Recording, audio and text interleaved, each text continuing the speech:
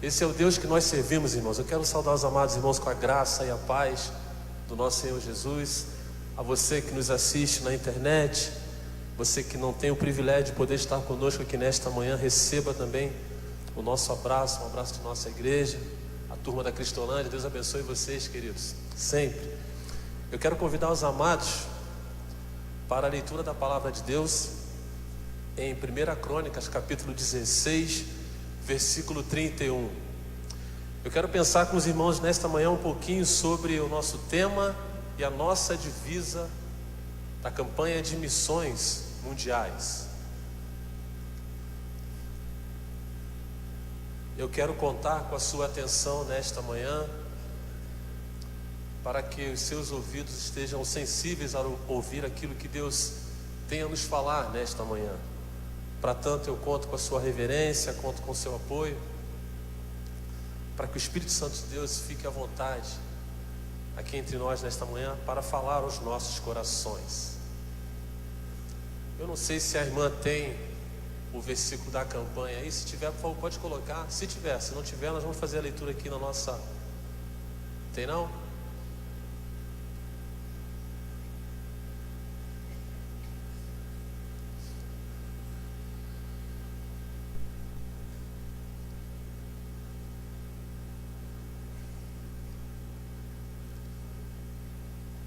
Assim nós poderemos fazer uma leitura em uníssono.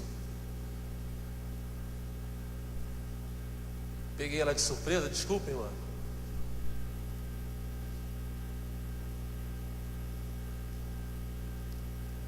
Mas se não tem, não tem problema. A divisa diz o seguinte: que os céus se alegrem e a terra exulte, e diga-se entre as nações: o Senhor reina. Vamos ler juntos? Que os céus se alegrem e a terra exulte, e diga-se entre as nações: o Senhor reina. Queridos, nós estamos em campanha de missões mundiais, e a proposta, o tema proposto para essa campanha, ele é bem interessante. Na verdade, é uma convocação para nós fazermos a terra se alegrar. E é bem interessante que no domingo passado, eu não sei quantos de vocês puderam estar aqui no culto da noite, e a irmã Glauciete, ela fez uma observação bem interessante acerca do nosso tema. Se você prestar atenção, o tema ele não tem uma pontuação final, ele fica entreaberto, cabendo praticamente a nós, a mim e a você como igreja, colocar uma pontuação no final desse tema. E ela fez essa observação: faça a terra se alegrar, ponto.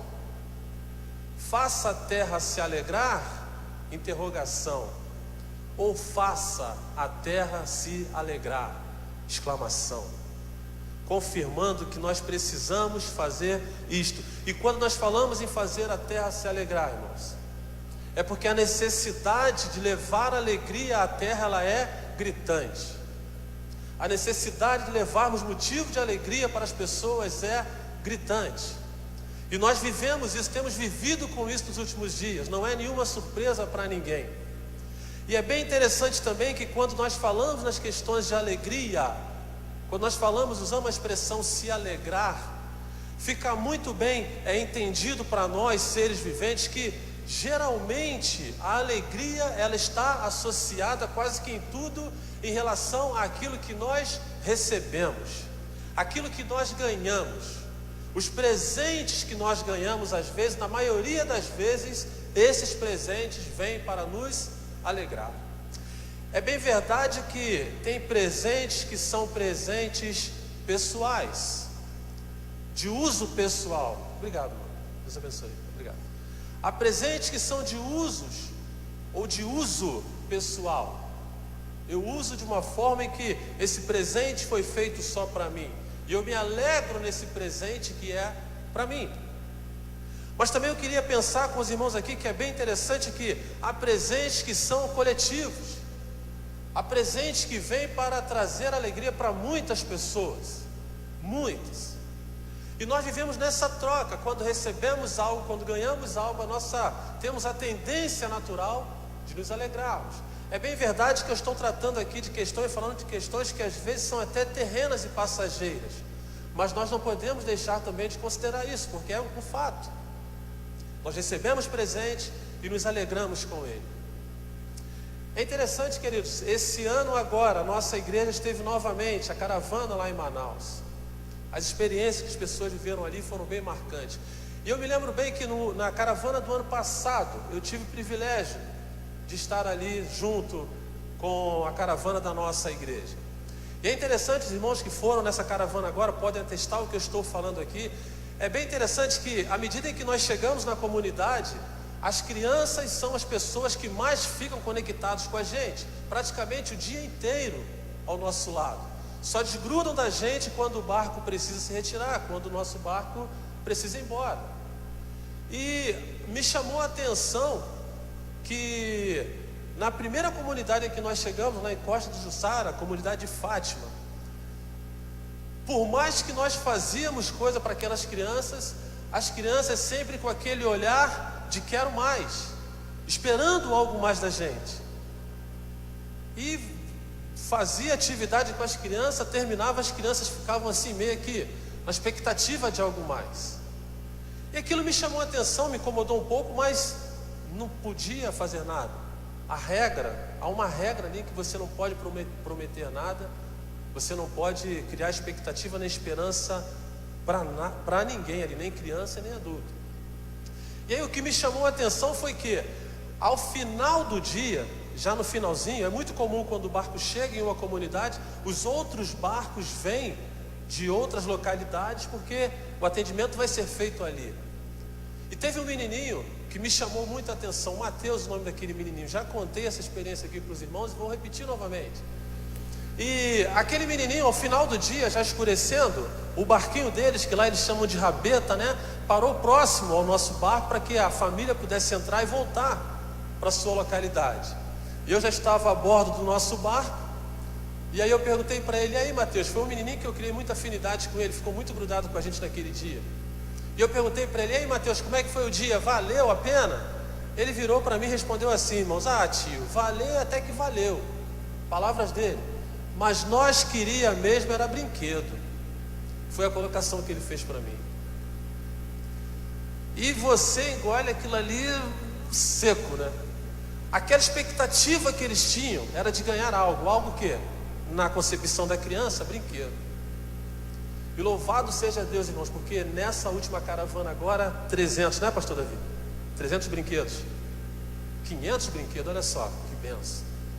500 brinquedos para fazer a alegria daquela criançada até os brinquedos durarem, né? Porque lá em casa o brinquedo acho que não dura nem da loja até chegar em casa. Mas dependendo das crianças lá, o brinquedo até dura um pouquinho mais. Outro fato que me chamou a atenção naquela caravana, irmãos, que quando nós estávamos na comunidade, na última, Codajás, né? No ano passado, Codajás, me chamou a atenção, irmãos, quando a igreja, lá não era casa culto, já era uma congregação, e a distância do barco até a congregação, ela era um pouquinho longe. E naquele trajeto em que eu estava fazendo com o grupo, para chegarmos à congregação para o culto à tarde, me chamou a atenção, irmãos, umas crianças com uma bicicleta. Imagine vocês uma bicicleta, onde só tinha a armação e a roda. A roda não tinha pneu e nem tinha câmara de ar.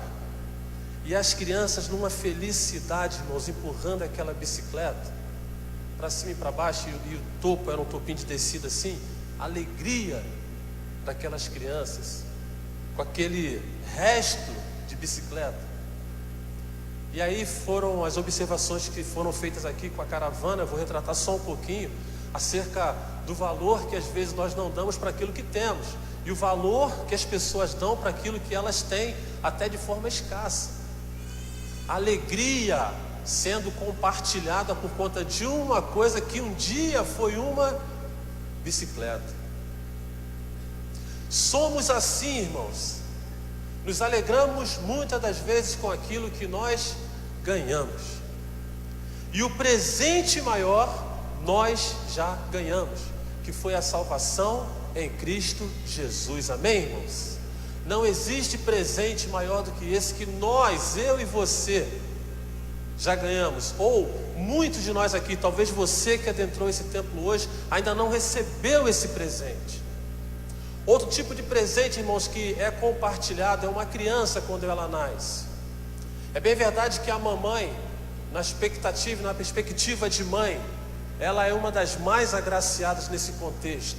A dádiva que ela tem de gerar um filho, de dar à luz a um filho. Não existe preço, não existe alegria maior para uma mãe. Mas a criança, quando nasce, ela é um presente que vai ser compartilhado. Primeiramente com o pai, é verdade. Mas a criança, quando ela chega em uma casa, ela traz alegria, ela é um presente não só agora para sua mãe em especial, nem só para o seu pai, mas agora para a sua família por extensão. Seus avós, tios, tias, primos. E os que nascem aqui em nossa igreja ainda têm o privilégio de ter essa família imensa aqui, para receber e amar também, porque nós também somos presenteados quando nasce uma criança. Ou seja, a alegria de compartilhar algo, a alegria de receber um presente. E é interessante, queridos, que esse versículo em que nós lemos aqui, ele praticamente vai retratar também alguma coisa relacionada à alegria, à festa, a presente. Talvez você só tenha se prendido neste versículo, mas eu quero lhe convidar nesta manhã a pensar um pouquinho mais acerca desse versículo. Eu quero lhe convidar a voltar um pouquinho na história. O autor aqui ele vai trabalhar em crônicas. Crônicas nada mais é do que uma compilação do texto, de coisas que já aconteceram. Esse fato aqui em crônica, na verdade, essa história não começa aqui. Nós precisamos voltar lá em Samuel, lá em 1 Samuel, para nós entendermos o contexto de agora Davi está falando sobre essa alegria, sobre esse fazer a terra se alegrar. E quando nós voltamos na história, irmãos, quando nós começamos a passear na história, nós vamos ver que coisa linda que Deus fez em favor do povo de Israel. O versículo em que nós lemos para entendimento dos irmãos é um salmo que Davi manda que os levitas escrevam, confeccionem, elaborem. Tamanha a alegria quando a arca da aliança volta agora para Jerusalém. E ele relata aqui, não só o versículo 31, mas se você prestar atenção em sua Bíblia, praticamente todo esse contexto aí vai ser um salmo de louvor a Deus pelo presente que agora Jerusalém está recebendo de volta, que foi a Arca da Aliança. Mas quando nós voltamos na história, queridos, quando nós vamos lá em 1 Samuel, é que a gente começa a entender um pouquinho dessa colocação aqui, queridos. Estamos falando de um momento em que os filhos do sacerdote Eli, Ofni e Finéias, se você quiser me acompanhar, por favor, 1 Samuel no capítulo 2, versículo de 12 a 17, é onde começa a se desenrolar essa história. A história vai dizer que os filhos do sacerdote Eli, Ofni e Finéias, meninos ruins, meninos sem referência familiar, e a história vai dizer também que talvez por conta das condições físicas do sacerdote Eli, um pai muito ausente, onde deixavam os filhos muito à vontade, e esses meninos faziam tudo o que era desagradável aos olhos do Senhor. Faziam coisas horrendas, queriam saber e usufruir da gordura daquilo que era oferecido no altar do Senhor. Tamanha era a maldade daqueles rapazes. E nesse período da história, era um período muito complicado. Era um período em que as pessoas, para atestarem a sua localidade, precisavam, em muitas das vezes, lutar a ferro e fogo mesmo. Era luta ferrenha, batalhas. E o texto vai dizer que os filisteus, lá no versículo 2 do capítulo 4, já mais um pouquinho adiante, os filisteus formam frente de batalha, frente de combate, para pelejar contra Israel. Israel estava mergulhada em pecados. O sacerdote Eli, que era uma das referências daquele tempo, era uma pessoa que estava praticamente indiferente àquilo que Deus queria. Tanto que o profeta Samuel, quando menino, nós conhecemos bem a história, quando Deus começa a falar com Samuel, Deus então profere o quê? Profere maldição para a casa do sacerdote Eli. Tamanho era o incômodo, o desconforto que Deus tinha com o sacerdote Eli. E nesse contexto de batalha, Israel agora vai para a peleja. E a história vai dizer, está na minha Bíblia e na sua também, que nesse primeiro momento, Israel perde nada mais nada menos do que 4.000 soldados, 4.000 homens. Israel se reagrupa, volta a pensar, volta a se organizar, e tem a infeliz ideia de pegar o símbolo maior da presença de Deus, que era a Arca da Aliança, e levar consigo para o campo de batalha. E o texto vai dizer, lá no versículo 14 do capítulo 4 de 1 Samuel, que as autoridades, junto com os filhos do sacerdote Eli, Ofni e Finéias, mandam trazer a Arca da Aliança e entram com a Arca da Aliança no campo de batalha. Não deu certo, irmãos. Não deu certo. Os comentários dizem o seguinte, que a arca estava sendo usada de forma irreverente.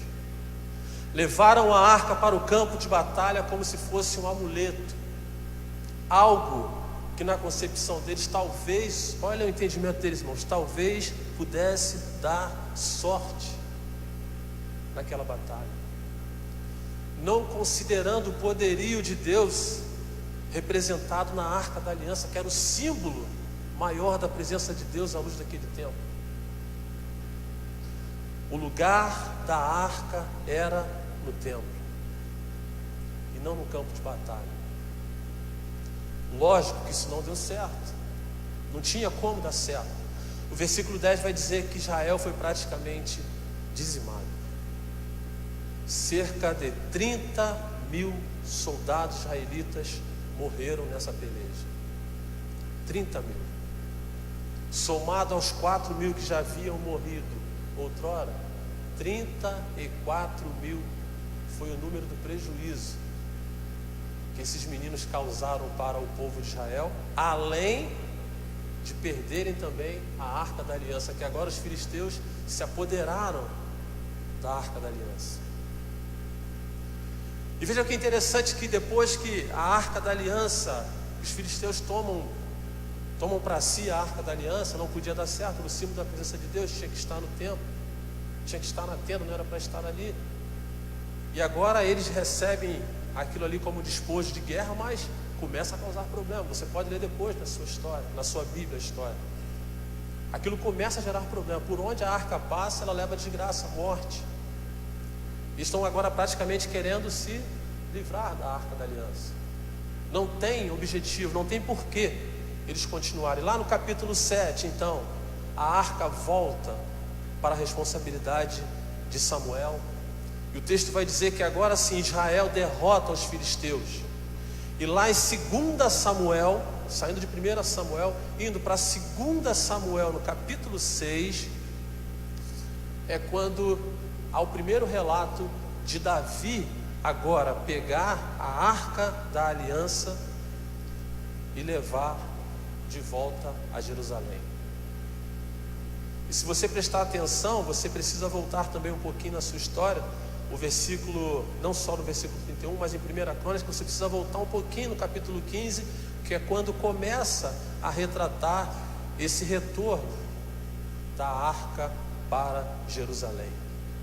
Ou seja, Davi agora vai promover um momento de felicidade para o povo de Israel.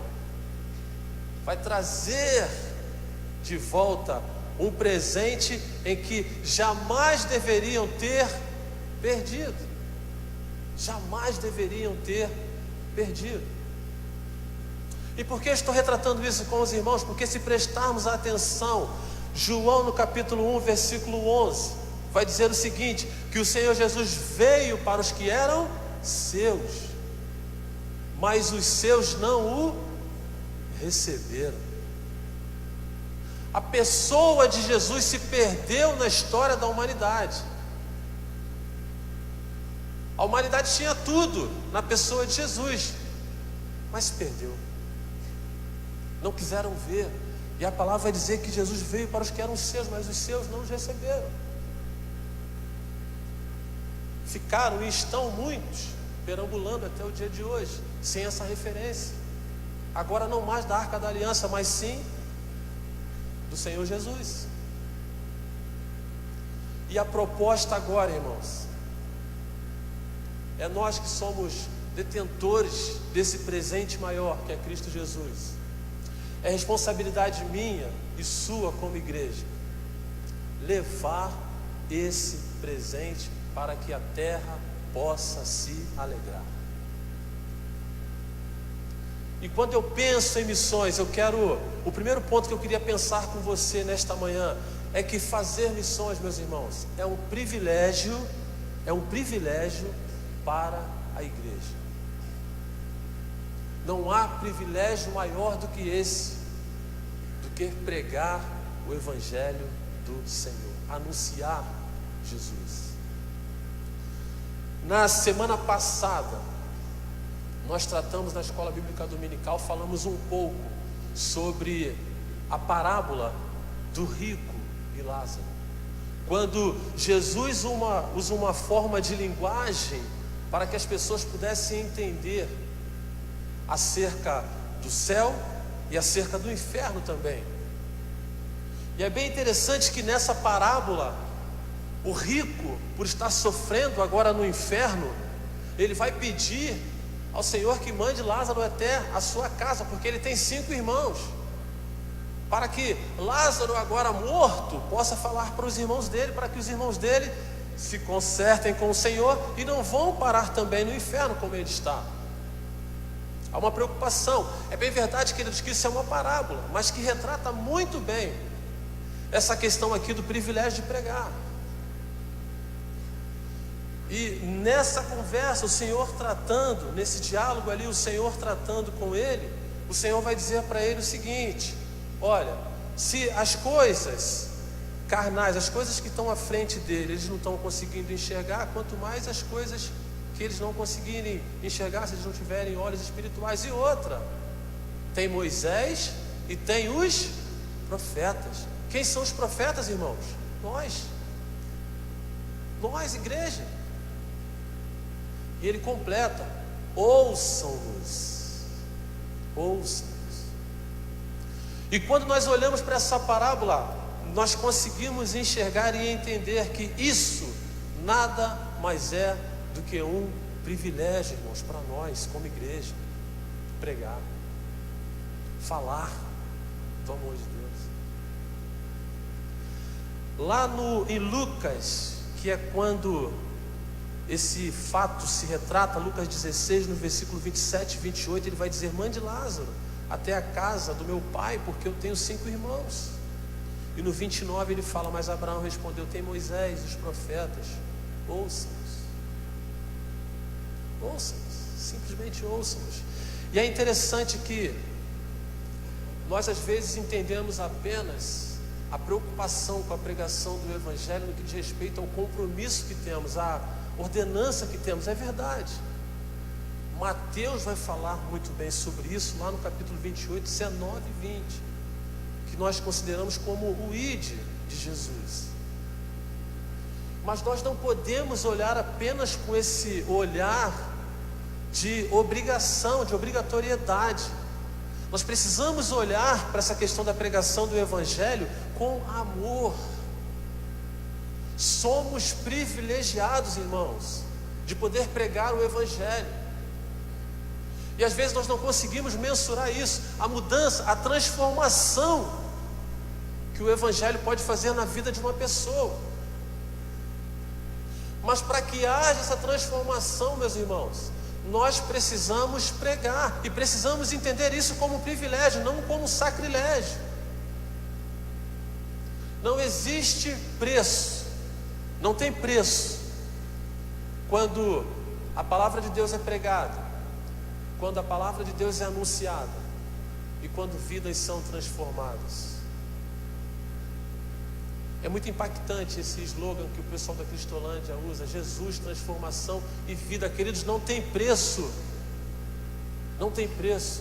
E é um privilégio. E quando nós falamos em privilégio, eu limito aqui a nós, Rio de Janeiro, Brasil.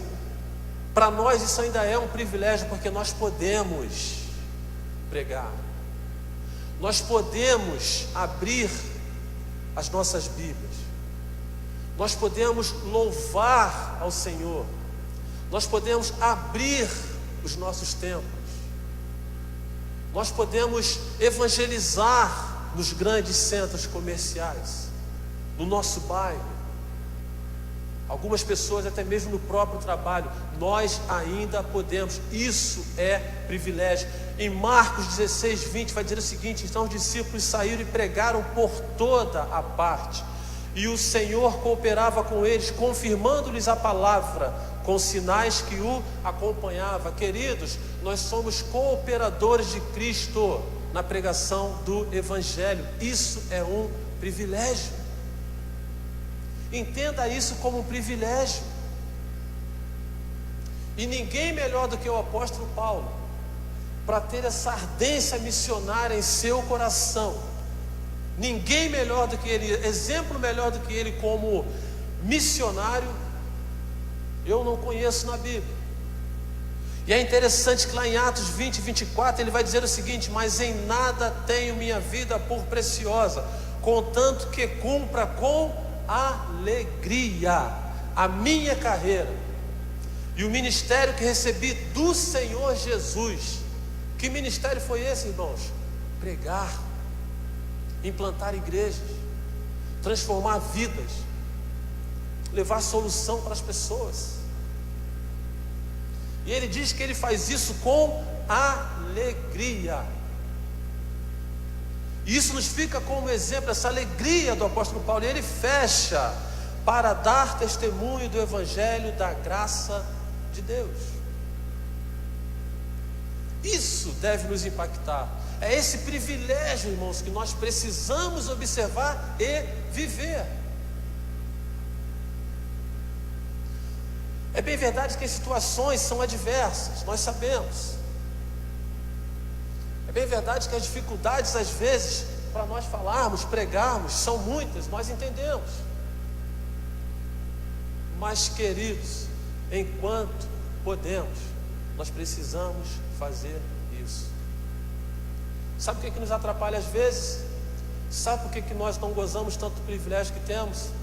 Porque às vezes nós caímos no erro de descansarmos um pouco na nossa zona de conforto. Como assim, pastor? Você deve se perguntar. Se pararmos, irmãos, para prestar atenção,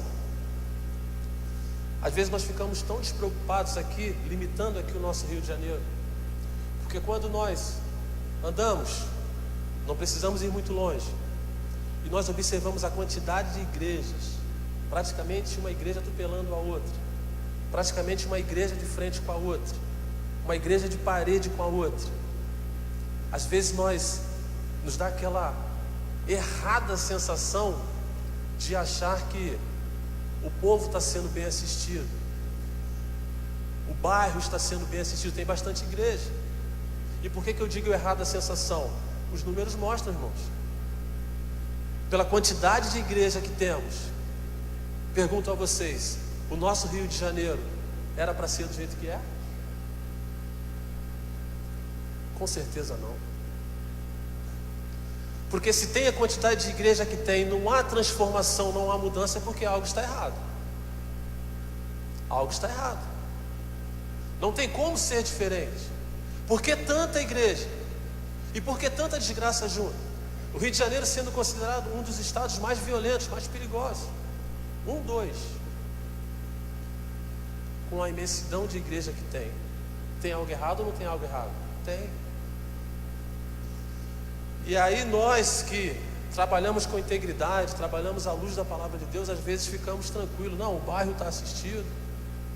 É interessante que quando a gente vai montar uma estratégia de evangelização, né, você pega o gráfico, né, faz a topografia e vê, e aqui já tem implantação de igreja, então nem se fala. Você faz a topografia para ver, aqui tem igreja tantos metros uma da outra, aquela situação toda ali. E se formos olhar por esse lado, pergunto para os irmãos: Campo Grande precisa de mais igreja? Não. Não precisa. E faço uma segunda pergunta para os irmãos: a quantidade de igreja que tem está fazendo mudança em Campo Grande? Também não. Ontem eu fui sabedor, não quero causar espanto em ninguém, mas aqui na rua da igreja, já por umas 2 ou 3 semanas que acontece assalto na rua da igreja. Isso eu estou me limitando aí ao extremo do extremo mesmo, porque talvez no bairro onde você mora as coisas estejam até pior. Mas é uma realidade que nós atestamos e vivemos. E aí o privilégio que temos de levar essa transformação, às vezes nós ficamos inibidos. Deixa eu abrir o leque um pouquinho. Vamos parar de falar do Rio de Janeiro, vamos falar de quem não, onde a palavra de Deus não pode nem entrar, não pode nem chegar. Se aqui as coisas estão dessa forma, eu fico imaginando onde a palavra de Deus não pode entrar. Que tipo de prejuízo que não tem. Portanto, meus irmãos, é um privilégio para mim e para você, para nós como igreja, poder viver missões, poder trabalhar em prol de missões. Eu louvo a Deus porque a nossa igreja é uma igreja missionária. Mas a nossa igreja precisa ser uma igreja missionária e também uma igreja visionária. Não apenas se limitar. O privilégio que temos, ele não pode ser reduzido. Não pode. É interessante que a proposta da junta, ela vai dizer que nós precisamos orar, contribuir e ir.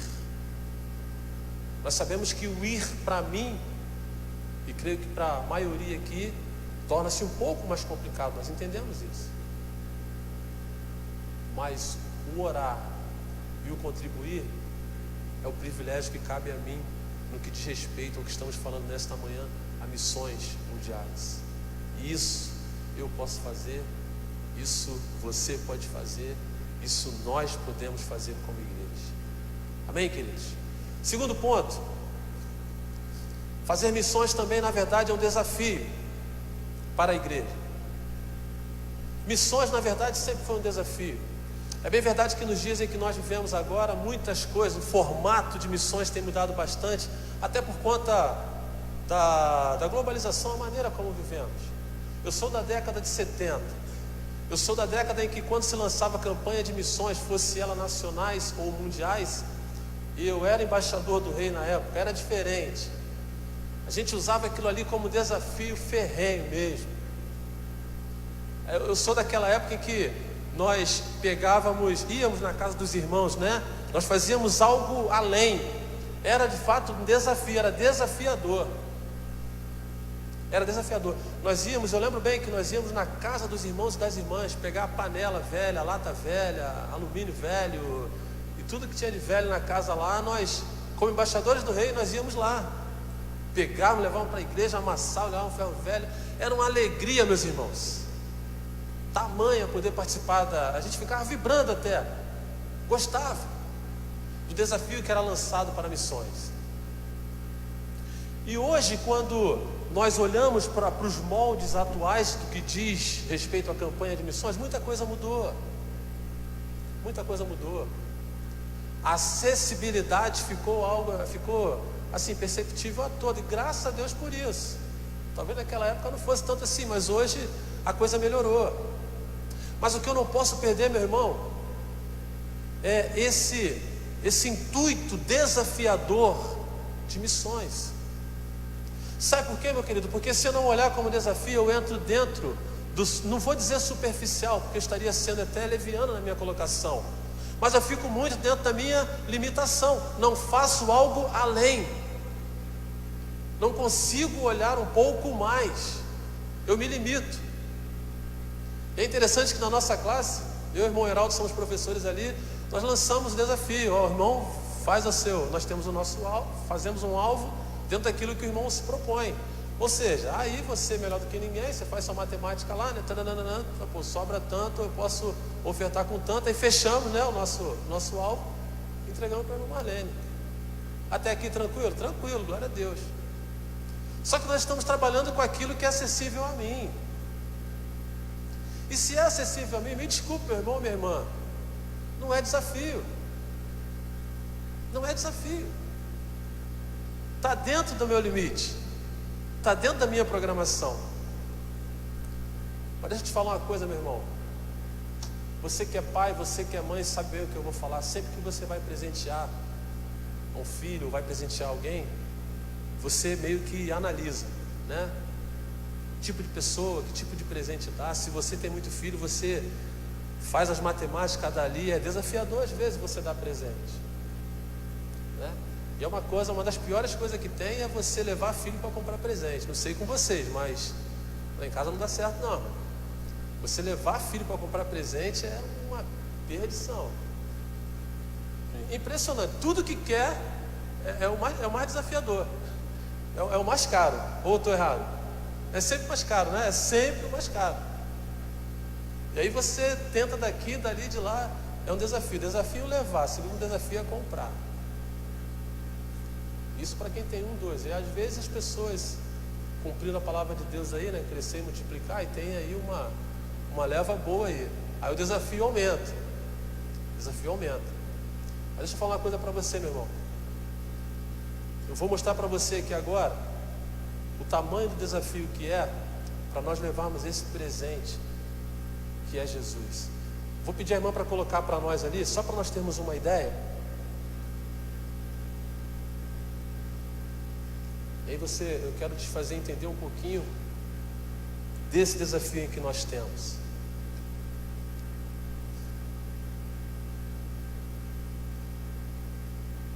Se puder apagar essa primeira luz aqui, eu agradeço. Queridos, nós temos 4 continentes no mundo, mais a Oceania. Só no nosso continente, onde nós estamos praticamente vivendo, que é aqui na América do Sul, nós temos, queridos, nada mais, nada menos do que 35 países. Pode passar, meu irmão, o próximo, por favor. 35 países. Já foi? Pode passar o próximo, por favor. Isso, ó. 18 dependências. Algumas informações básicas ali. A formação, onde ele se limita e tá. Mas o que eu quero te fazer entender: 35 países. Próximo continente, por favor, minha irmã.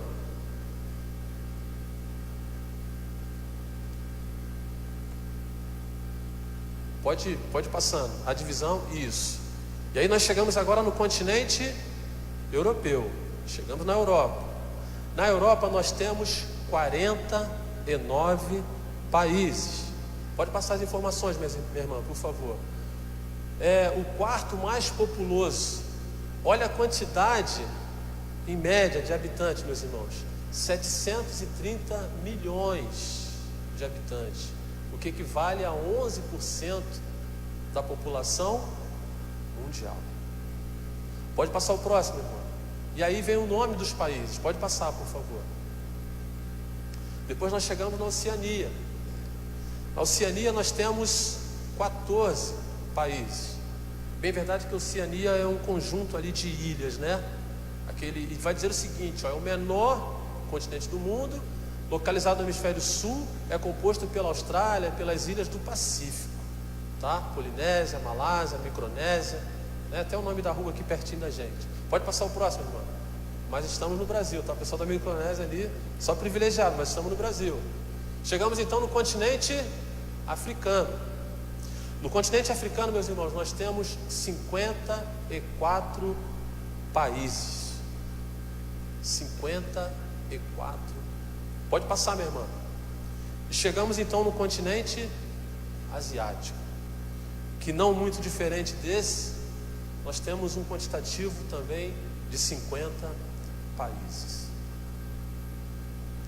Por que eu trago esses números, irmãos, para vocês, para que nós possamos entender? A ONU, ela vai dizer que o relatório da ONU, que nós temos 193 países. Há uma oscilação, se você for procurar, você vai ver que há uma oscilação. A FIFA fala uma outra coisa, mas eu preferi me deter aqui no relatório da ONU, em 193 países. É muita gente ou não é muita gente para dar presente? Muita gente. A dádiva maior é que esse presente é compartilhado. E outra, meus irmãos, outra questão. Sabe quantos missionários, sabe em quantos lugares desses 193 países a Junta de Missões Brasileira está? Alguém dá um chute aí? 193 países segundo a ONU. Em quantos nós estamos representados pela Junta de Missões Nacionais? 80 países, meus irmãos. 80 países. É pouco. É pouco frente à necessidade. Só que é um pouco. Eu estou sendo até simplório na forma de dizer, é pouco.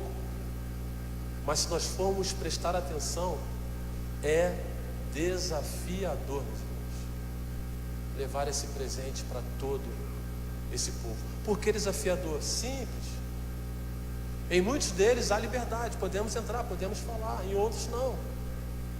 E outra, as pessoas que têm se levantado para o trabalho, o quantitativo de pessoas, e essa quantidade de pessoas, de missionários e missionárias, é porque aos poucos as pessoas não têm se apresentado para o trabalho, não têm se colocado, não têm se apresentado para o trabalho.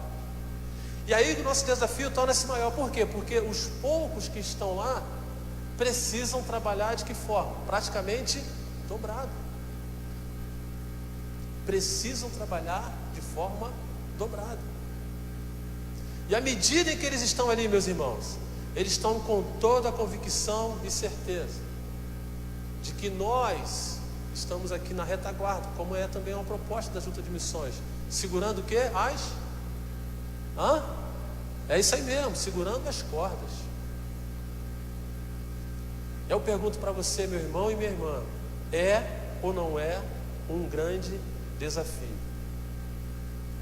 Eu não posso ir, talvez você também não possa ir, mas existem pessoas que já foram, existem pessoas que estão,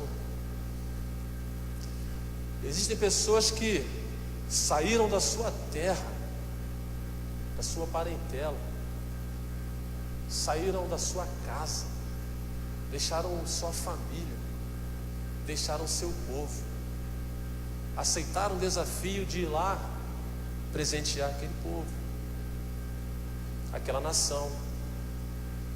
E eu louvo a Deus por essas pessoas. Só que o desafio delas é muito maior para nós como igreja do que para eles que estão lá.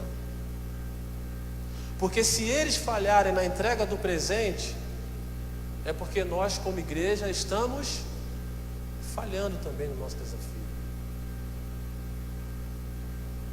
Só quem vai ao campo missionário é que sabe, irmãos, o que é estar em um campo missionário. Como eu falei para os irmãos, eu tive o privilégio de estar num campo nosso, gente nossa, falando a nossa língua, uma cultura parecida com a nossa, variando somente o tempero e as coisas que eles usavam lá, né? Mas pouca coisa. E aí quando você, é interessante que quando você chega naquele ambiente que você vê gente nossa, nós tínhamos radicais aqui de Irajá, pertinho da gente aqui, Nova Iguaçu. E aí você para assim, você quase que chora junto com os radicais lá, de vê-los nas condições em que eles ficam ali, se fazendo de, como o próprio Jesus, se fazendo de, para ganhá-los para Jesus, vivendo, eu não vou dizer numa miséria plena, não é essa a colocação, até porque não seria nem justo você montar uma casa padrão para os radicais e a realidade do povo é uma totalmente oposta. Ia haver um contraste, ia dar choque. E aquelas pessoas vão, se fazem uma deles, se fazem de ribeirinho, vivem como ribeirinho, bebem a água como o ribeirinho, comem como ribeirinho, para ganhar os ribeirinhos. Isso Brasil. Fora do Brasil eu creio que não seja diferente. As pessoas compartilham com as nações onde estão, comem coisa, como teve um pastor que falou aqui, né, do cachorro que não saiu da mente da igreja, todo mundo come as coisas que eles comem, para quê? Se faz de um deles para ganhá-los para Jesus. É um desafio, meu irmão, que para mim como igreja, para você como igreja, nós não podemos perder este foco. Atos no capítulo 1, versículo 8 vai dizer o seguinte: contudo, recebereis poder quando o Espírito Santo descer sobre vós, e sereis minhas testemunhas, tanto em Jerusalém como em toda a Judéia e Samaria, e até os confins da terra. Já estamos em 80, ainda falta aí, muita coisa. Terceiro e último ponto que quero pensar com vocês nesta manhã: fazer missões também é uma questão de urgência.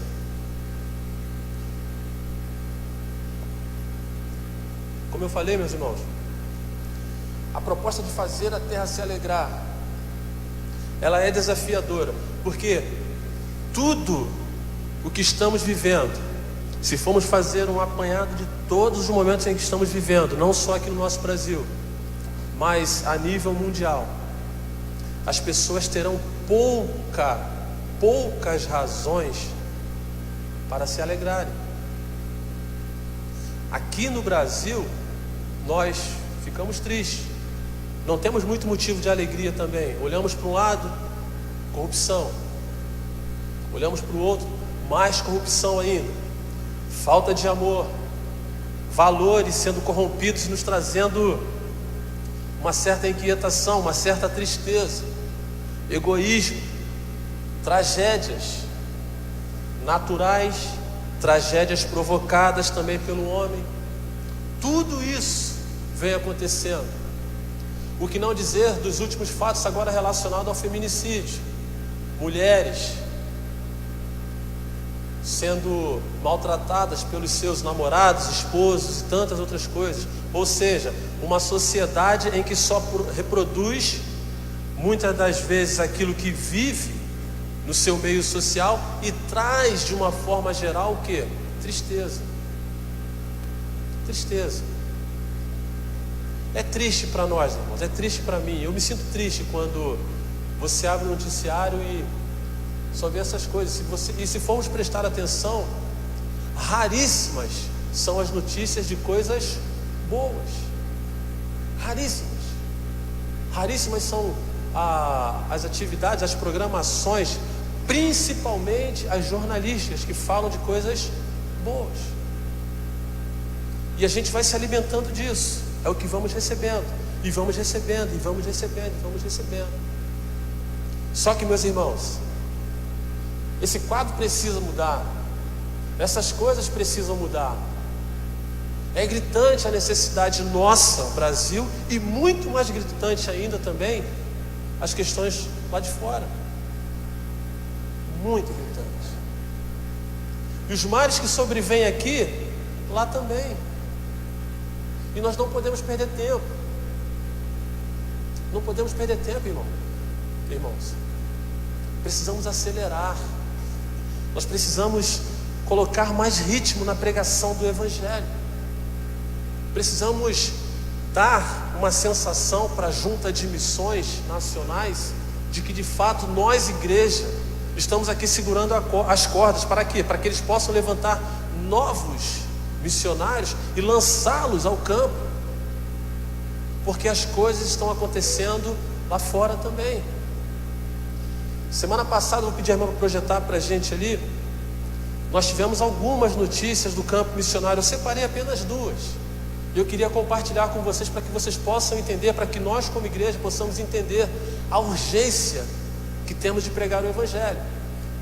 Se puder apagar aqui mais um pouquinho, só para os irmãos entenderem.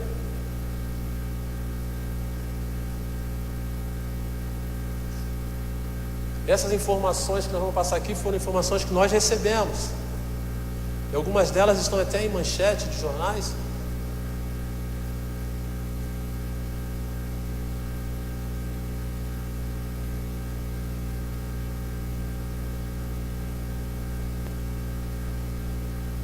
Isso.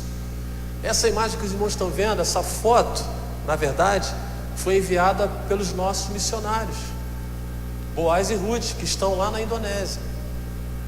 Isso aconteceu lá em Papua, uma cidadezinha da Indonésia. A chuva, a água, a enchente varreu aquela localidade. Mostra a próxima foto, minha irmã, por favor. Praticamente dizimou essa pequena cidade. Deixa eu ver a próxima.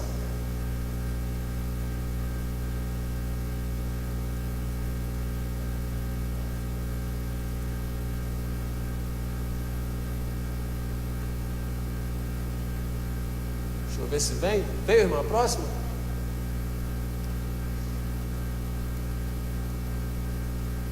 Parece que deu um probleminha ali, mas o que eu quero que os irmãos entendam, que esse fato aconteceu onde nós temos gente nossa, missionários nossos estão ali, e ao nosso ver, uma tragédia natural, chuva, água, varreu, muitas vidas foram ceifadas ali, muitas pessoas morreram, e talvez você esteja acompanhando também, daqui a pouquinho o pastor Davi vai estar falando aqui, lançando mais um desafio para a igreja, o que aconteceu em Moçambique, o tufão que passou ali, o ciclone, perdão, Idai, que passou lá em Moçambique, e já estão contabilizando mais de 500 mortos em Moçambique.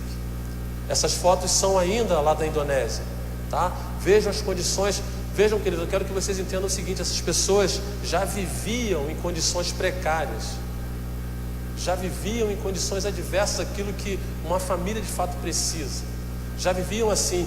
Então essas adversidades naturais aconteceram e acabaram de arruinar ainda mais essa localidade de Papua. Veja como ficou, praticamente tudo perdido. Os nossos homens e mulheres estão lá. Agora passa a outra foto, minha irmã. Isso foi incidente natural. Agora eu quero que os irmãos vejam também o porquê da nossa necessidade, a nossa urgência em pregar. A outra foto, minha irmã, a última, por favor.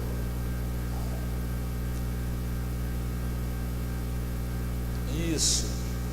Essa imagem, meus irmãos, esse lugar que vocês estão vendo aí, isso era a Sociedade Bíblica Espanhola.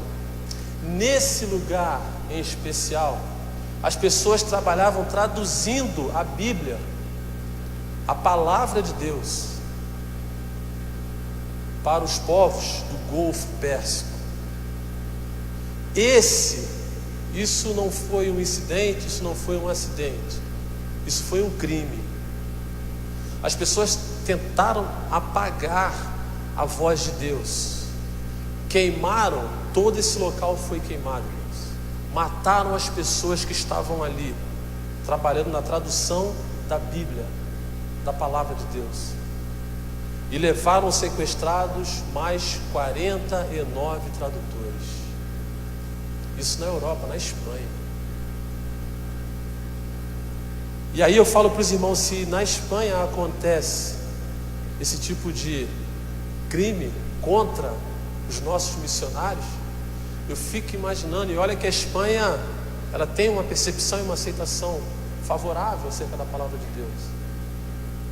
E eu fico imaginando, meus irmãos, os países onde a palavra de Deus não pode entrar. E eu pergunto para os irmãos, é ou não é uma questão de urgência fazer missões? É desafiador, eu sei, mas além de desafiador, é urgente, meus irmãos. É mais do que urgente.